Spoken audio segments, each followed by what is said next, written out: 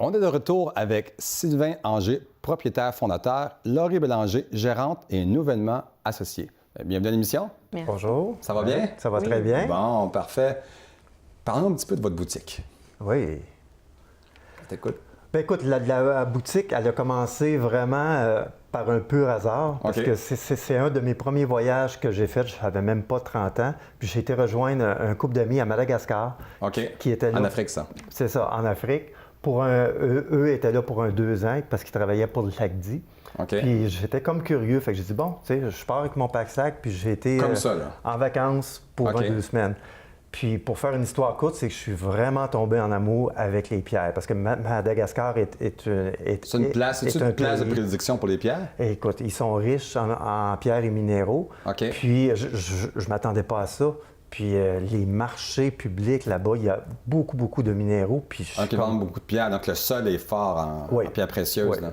Ils ont beaucoup les émeraudes. Donc on voit qu'il y a des bijoux sur toi. C'est-tu avec tes pierres aussi? Ça, c'est toutes des pierres de différents pays, effectivement. C'est pas juste de Madagascar. OK. Mais oui, effectivement. Puis, écoute, ça a été un addon. En parlant avec Denis là-bas, on s'est dit, écoute, moi, mon rêve, ça a toujours été de me partir en affaires. Fait que on a eu comme un deal.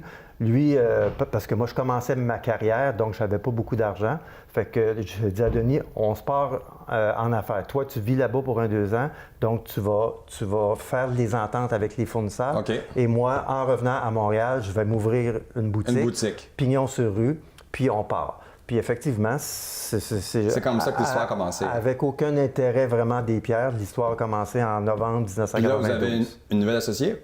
Oui, ça fait à peu près, bien, c'est nouvellement, mais ça fait 5 ans qu'elle travaille pour moi présentement. C'est quoi ton rôle là-bas exactement, toi? Bien, moi, en fait, je suis gérante. J'ai commencé, c'était un emploi comme ça, un emploi temporaire à temps partiel. J'étais aux études. Et finalement, j'ai eu la passion, comme Sylvain, je suis tombée en amour, puis j'ai décidé de vraiment me consacrer à temps plein à ça. Donc là, je suis gérante. Je m'occupe des achats avec Sylvain. Donc, on voyage, on ramène les pierres, les bijoux ensemble. OK. Puis, donc, c'est ça. Puis, je donne aussi des ateliers et des soins. Justement, en parlant de votre boutique, on a été filmé chez vous, hein? Oui. On va aller voir ça. Ah, good.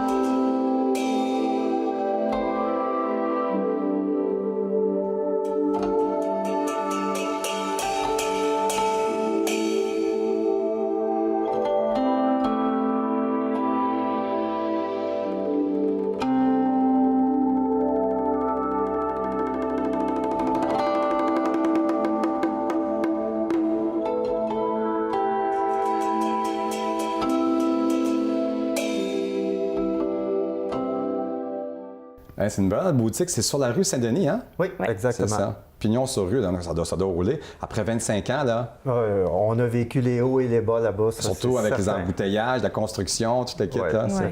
C'est pas évident aussi. Mais on est quand même un créneau assez précis, donc notre clientèle s'est faite année après année. C'était quoi les étapes marquantes pendant 25 ans? Est-ce qu'il y a eu des étapes marquantes? Bien, c'est sûr qu'au début, les 4 premières années ont été très, très difficiles parce que la compétition était forte. Ah oui?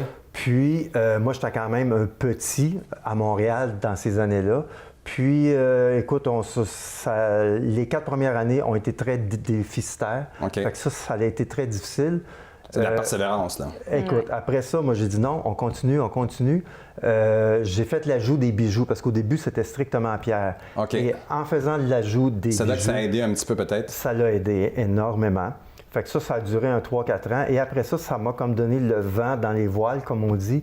Et là, j'ai fait plein de salons de pierre, j'ai fait des festivals et j'ai même ouvert une 2e succursale à Trois-Rivières que mes parents et mon frère se sont occupés au niveau des opérations.